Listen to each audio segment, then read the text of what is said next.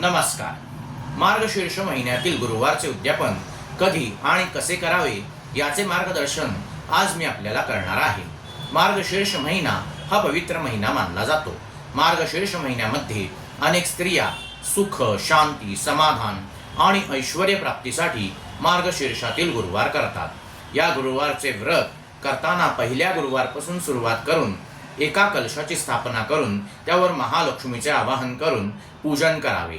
नंतर कथा वाचून आरत्या कराव्यात. असे 4ही गुरुवार केले जावेत. शेवटच्या गुरुवारी म्हणजेच मार्गशीर्ष महिन्यातील शेवटच्या गुरुवारी या व्रताचे उद्यापन केले जाते. जरी एकादशी असेल तरीही गुरुवारचे उद्यापन हे नेहमी मार्गशीर्षातील शेवटच्या गुरुवारीच केले जावे.